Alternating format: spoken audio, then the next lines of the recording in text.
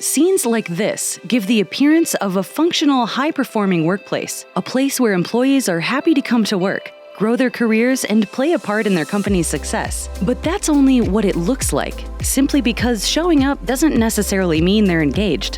Why does this matter? Turns out that employee engagement is the cornerstone of success for today's modern businesses. So employee engagement measures the strength of an organization. It tells you more than the strength of your balance sheet or the strength of your organization's accomplishment. And it tells us, on Sunday, are they nervous or worried about coming to work, or are they hitting the ground running Monday morning? Are they a great team member? Do they show up positive, the type that you want to work with? Or are these the ones that are just quietly passing the time, trading you their time for your money, and they're a risk to go at any time a better offer comes their way?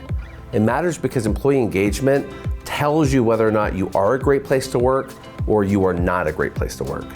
Managers are responsible and accountable for at least 70% of an employee's engagement. And that level of power is not often understood when someone says yes to being a manager.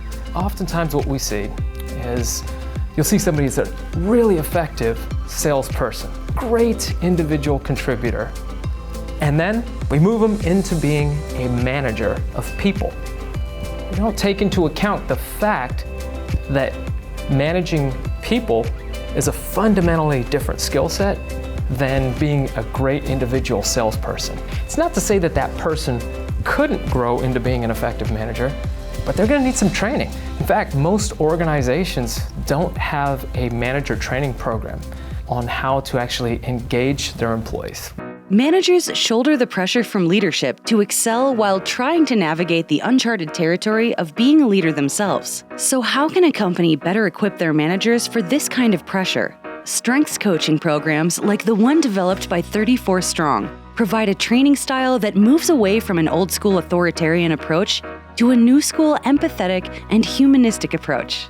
Strengths focus means that everyone is focused on what's right with the person around them rather than what's wrong with the person around them. Our default nature is to focus on problems. Our default nature is to see issues with other people and try to fix those issues. With a strengths-based focus, what you do is you focus on what's right with them and try to nurture that so that you can bring out the best. The leadership sets the tone for the entire organization. So at the very top, they need to be completely committed to being strengths-based, or else nothing happens down at the bottom. You set the culture, you set the pace, and if you're looking for what's right in the people around you, the people at the bottom will too.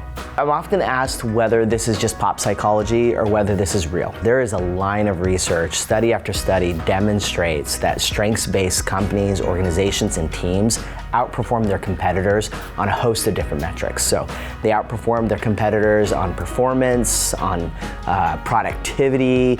They even outperform their competitors on their stock market valuations, and time over time we see that these organizations, they grow even in times of economic turmoil.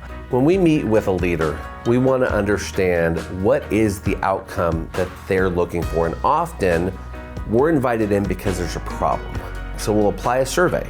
And we'll use this survey, third-party validated survey, to understand where are the challenges within the organization. From there, we're going to build a plan. Every team member has an opportunity to learn what their strengths are, to understand how to be coached to be successful, and it's about this time that the company is going to see repeated success. We started working with Brandon and 34 Strong at the beginning of 2020, right before the pandemic, and our leadership team dedicated ourselves to doing that work. We developed programs around leadership training. We invested in recognition, and we over-communicated with the team what we're going to do to solve the issues that they're facing in the workplace. Because of the work that we've done with 34 Strong, and I really feel that this is true, after 38 years of being in business, 2021 is going to be our most profitable year. It just reinforces the fact that you've got to really commit to your team and their development and their growth. And obviously when you do that, then success comes. You can have culture by intention and design, or you can have culture by accident. But you're going to have culture one way or the other. And for people, the way that ripples is there's a multiplying effect on either the positive or the negative side. And on the positive side, when we have a manager that's been trained how to effectively engage their people, what we end up finding is people go home, they feel better not only at work but also in their personal lives, makes them better at home, with their families, with their friends, in their communities, and they bring some of that energy right back into the workplace. When organizations take care of their people, the people take care of their business. Our mission is to build highly engaged, strengths-based organizations, starting with our own.